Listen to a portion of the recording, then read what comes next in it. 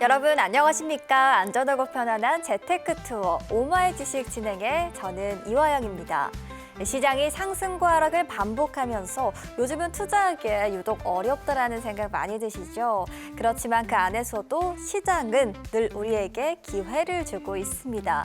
그 기회 과연 어떤 섹터와 종목에서 찾아야 할까요? 여러분의 선택에 현명함을 한 스푼 더해주는 시간. 오늘도 오마이 주식과 함께 시장의 흐름 차분하게 짚어보시길 바라겠습니다. 생방송 오마이 주식 재테크에 대한 궁금증 있으시면 편하게 물어봐 주시면 되는데요. 저희와 함께 소통할 수 있는 창구 알려드리겠습니다. 시청자님 모두 스마트폰 갖고 계시죠? 휴대전화 카메라를 켜주시고 하단 자막에 보이는 QR코드 스캔하시면 함께 동행할 수 있는 기업과 주식과 관련한 각종 특급 자료 바로 만나보실 수 있습니다. 주식 투자자분들의 성공적인 시장 대응을 위해서 저희가 도움이 되고자 알차게 준비했으니까요. 많은 참여 부탁드릴게요. 그럼 오마이 주식 지금 바로 만나보시죠.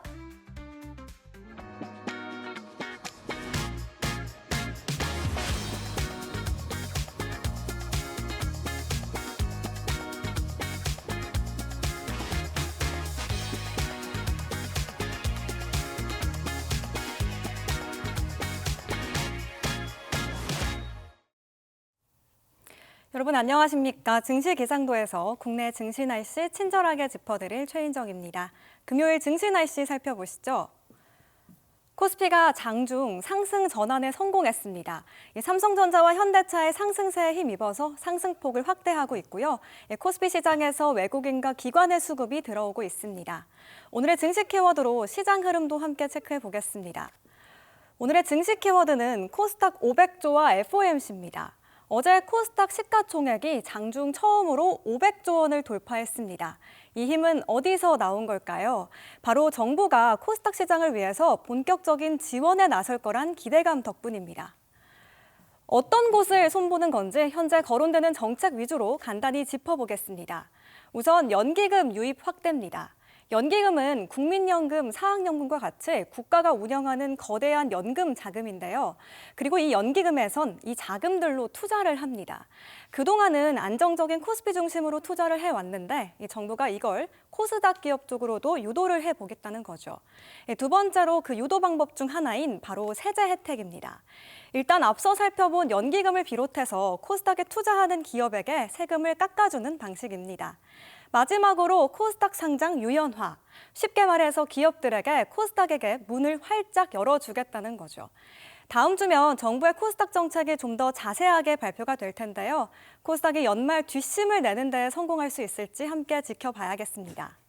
그리고 두 번째 키워드였죠. 이 12월 미국의 금리를 결정하는 FOMC 회의가 마침내 일주일 앞으로 다가왔고요. 시장은 금리를 인하할 가능성이 높다고 예상을 하고 있습니다. 정말 상승과 하락이 반복됩니다. 오전, 오후장에 따라서 다르기도 하고요. 이럴 때일수록 길을 잘 안내해줄 전문가가 필요하겠죠. 이어서 이상원 가이드와 함께 전략들 챙겨보시길 바랍니다. 오늘 장에서 눈여겨볼 만한 특징 섹터 흐름과 이슈도 함께 체크해보시죠. 우선 미국 정부의 움직임이 포착된 로봇 섹터 이슈 짚어보겠습니다. 외신에 따르면요, 트럼프 행정부의 AI 사랑, 그 바톤을 이을 분야가 바로 로봇이라는 보도가 나왔습니다. 쉽게 말해서 로봇 섹터를 적극적으로 밀어주겠다는 건데요. 사실 미국은 중국과의 로봇 패권 전쟁을 준비하고 있습니다. 지금까지는 중국이 훨씬 앞서고 있는 상황인데 미국은 중국을 따라잡기 위해서 중국과의 경쟁에서 이기기 위해서 여러 방안들을 검토 중입니다.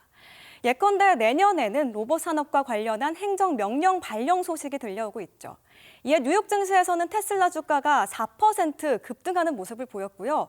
이 국내 로봇 섹터에도 훈풍이 이어졌습니다. 레인보우 로보틱스 차트 가지고 왔습니다. 이 한국의 휴머노이드 로봇 중심에 있는 기업인데요. 최근엔 계속해서 열심히 올라와주는 모습을 보이고 있네요. 미국발 로봇 훈풍을 재료로 고점을 향해서 달려갈 수 있을지 함께 지켜보시죠. 이어서 반도체 섹터입니다. 11월 반도체 수출이 다시 한번 사상 최대치를 갈아치웠습니다. 그런데 시장에서는 앞으로 더 잘 갈 거라고 보고 있는 게 중요한 핵심이겠는데요.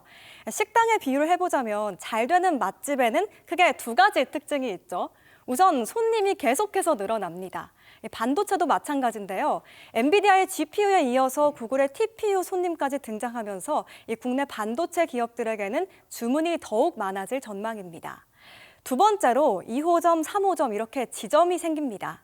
삼성전자는 평택 용인에 큰 반도체 공장을 새로 짓고 있고요. SK하이닉스도 청주와 용인에 건설 공사를 하고 있습니다. 이렇게 살 사람은 줄을 서 있고 공급할 지점도 많아지는 그야말로 호황기다 이렇게 볼 수 있겠는데요. 삼성전자 차트 가지고 왔습니다. 이제 10만 전자는 안정적으로 유지하는 상황인 걸까요? 이달 들어서 외국인이 가장 많이 사들인 기업인 점도 함께 체크를 해드립니다. 반도체 이슈는 정말 매일매일 쏟아지는데요. 이런 이슈 속에서 어떤 흐름을 눈여겨봐야 할지 오늘 이상원 가이드와 함께 짚어보시죠. 지금까지 증시기상도였습니다.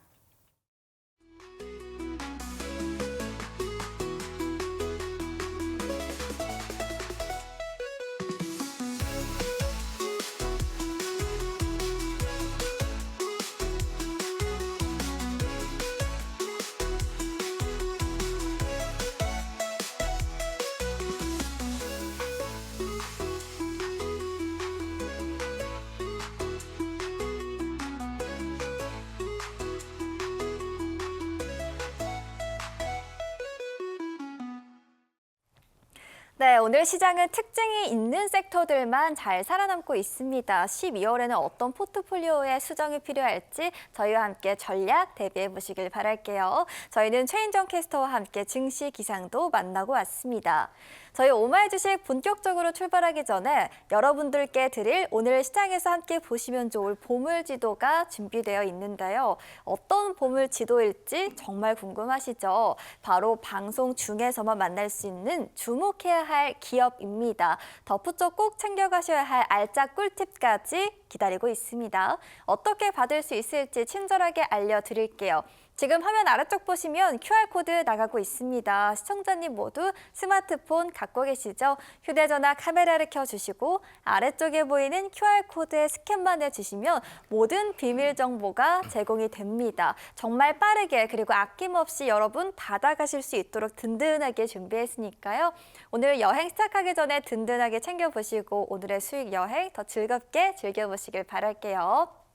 자, 그럼 여러분의 즐거운 여행을 책임져줄 오늘의 가이드 소개하도록 하겠습니다.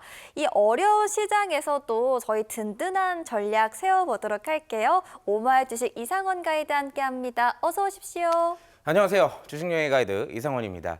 어제 수도권 중심으로 큰 눈이 내렸죠. 올해 첫눈이라고 좀 볼 수 있을 것 같은데 전체적으로 이제 겨울이 시작되는 느낌이 강했습니다. 근데 우리의 증시, 우리의 계좌 여기도 마찬가지로 뭔가 겨울이 온 듯한 느낌이 굉장히 강한 요즘인데요.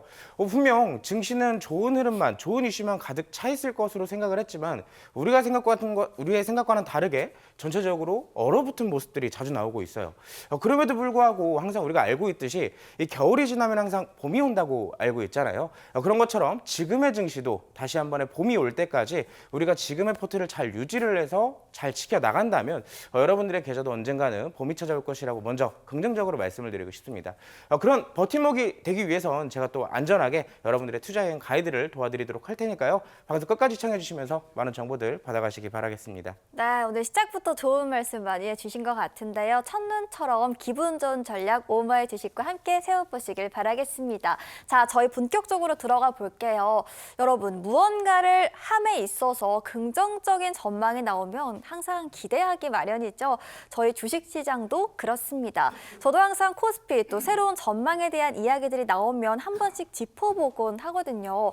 그런데 JP모건에 이어서 맥쿼리 증권에서도 우리 코스피 지수가 내년에는 6,000포인트까지 간다라는 또 기분 좋은 분석이 나왔습니다. 특히나 삼성전자와 SK하이닉스가 내년에 상승을 주도할 것이다라고 예상을 했는데요. 또 여기에 다음 주에는 FOMC 일정까지 기다리고 있기 때문에 저희 시장 이야기 또 풀어봐야 될 것 같습니다. 자, 이상원 가이드 시장 이야기 들어보도록 할게요. 네, 우리나라 전체적으로 올해 4월 달부터 시작해서 현재까지 꾸준하게 상승을 거듭해 왔었잖아요. 네. 우리나라의 대표적 계절 특징이 있죠. 사계절이잖아요. 봄부터 시작해서 여름, 가을, 겨울까지. 4월부터 시작했던 이 증시의 날씨들을 살펴본다면 최근까지는 뜨거운 여름 그리고 어느 정도 선선한 가을까지 좀 보일 수 있었다라고 볼 수 있을 것 같아요. 근데 갑작스럽게 또 겨울이 찾아왔는데 이 겨울의 시점 어떠한 내용들을 바탕으로 겨울이 찾아왔는지 그 부분들 또 살펴봐야 되는 부분들이 있겠죠. 자, 지금부터 시작을 해보도록 하겠습니다. 일단 12월 달에 가장 큰 이벤트라고 한다면 바로 FOMC가 아닐까라고 말씀을 드릴 수가 있겠는데요. 전체적으로 FOMC라는 것이 무엇인지, 왜 증시에 이렇게 얼어붙게 만드는 것인지 그 내용부터 함께 살펴보도록 하겠습니다. 자, FOMC를 앞둔 시장의 방향성, 이 FOMC가 뭔지 먼저 간단하게 좀 얘기를 드려보자면 연방공개시장위원회라고 이제 말씀을 드릴 수가 있을 것 같아요. 좀 쉽게 풀어드리자면 금리를 결정짓는 회의다라고 보시면 되는데 미국에서는 이제 매년 12번에서 12번의 이 금리를 결정하는 이벤트들이 있어요. 그러다 보니까 이 금리들이 결정이 되면서 금리는 직접적으로 환율과 이 전반적인 금융과의 연결이 되어 있기 때문에 증시에도 직접적인 영향이 가게 됩니다. 그래서 매번 이 금리에 발표되는 이벤트가 있을 때마다 증시가 출렁이는 모습들도 많이 나타나곤 하거든요.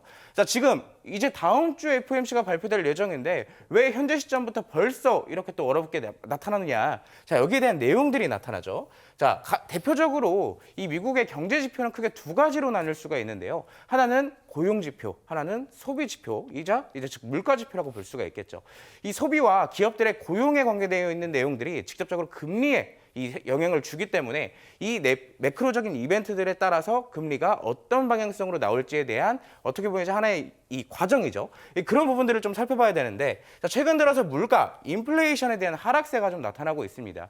아시겠지만 물가가 계속 올라가게 되면 전반적으로 이 FOMC 연준에서는 이 물가에 대한 상승 부분을 잡아야 되는 부분들이 있기 때문에 이 물가가 전반적으로 하락이 이어지게 된다면 이 전체적으로 금리는 올라가는 것보다 내려가는 방향성을 띠게 돼요.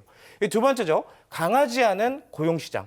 우리가 강하지 않다, 고용시장, 이 사실상 두 가지를 조금 나눠서 볼 필요가 있을 것 같아요. 고용시장이라고 한다는 것은 기업들이 앞으로 인력들을 어떻게 구인하느냐 아니면은 이 인력들을 감축하느냐에 대한 내용인데, 강하지 않다라는 것은 말 그대로 기업들이 인력들을 충원하지 않고 인력들을 이제 고용하지 않는다라는 얘기잖아요. 그러다 보니까 직접적으로 우리가 해석해 볼 수 있는 방법이 뭐가 있겠어요? 기업들이 지금 상대적으로 실적들이 좋지 않구나, 이 건강하지 못한 상태구나라고 이제 인식을 해볼 수 있을 것 같습니다.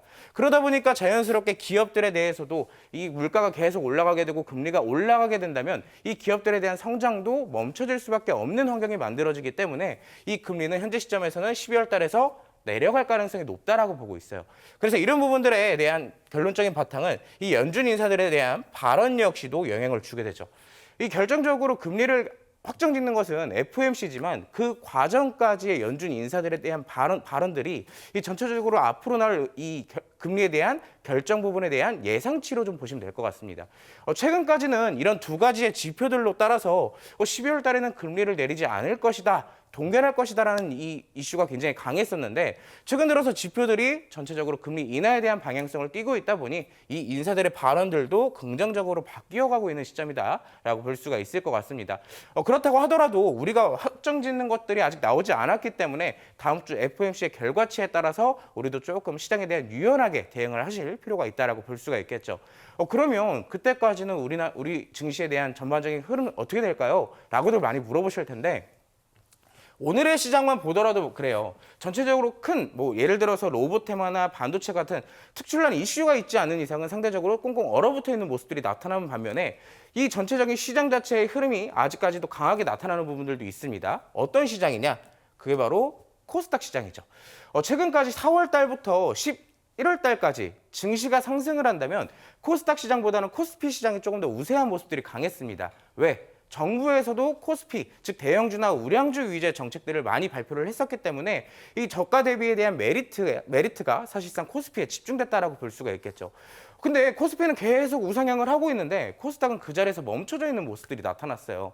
그러다 보니 정부에서는 이 코스피와 코스닥을 어느 정도 맞춰줄 필요가 있습니다. 즉 이거를 우리가 키 맞추기 효과라고 얘기를 하죠. 자, 그러다 보니 상대적으로 코스피는 많이 올라왔기 때문에 우리가 매수한다고 하더라도 높은 수익률을 기록하기 힘들어요. 근데 반면에 코스닥의 시장은 어떻죠? 아직까지도 하단에 있는 종목들이 많기 때문에 우리가 노려보게 된다면 그만큼 높은 수익률을 기록해볼 종목들도 굉장히 많습니다. 테마들도 마찬가지죠. 특히나 어제 같은 경우는 사상 최초 시총 500조가 돌파를 했습니다. 코스닥 시장 기준으로요. 그랬다라는 것은 사실상 코스닥에서도 이제 수급이 계속 몰리고 있다라고 우리가 해석을 해볼 수가 있을 것 같고요. 여기에서 만약 금리 인하 수의 기대감까지 받쳐지게 된다면 코스피보다는 이 금리에 대한 가장 직접적인 영향을 받는 코스닥의 종목들이 조금 더 우세할 가능성이 높다라고 보고 있습니다. 코스피 대비했을 때 가격적인 메리트까지 있기 때문에 그렇다고 해서 우리가 코스피 시장을 살펴보지 않아야 되는 건 아니에요. 코스피도 살펴봐야 되지만 지금의 시점에서 우리가 조금 더 유연하게 대처를 하기 위해선 코스피의 비중보다는 코스닥의 비중을 조금 늘려가는 전략들도 굉장히 중요한 시점이다라고 볼 수가 있겠죠.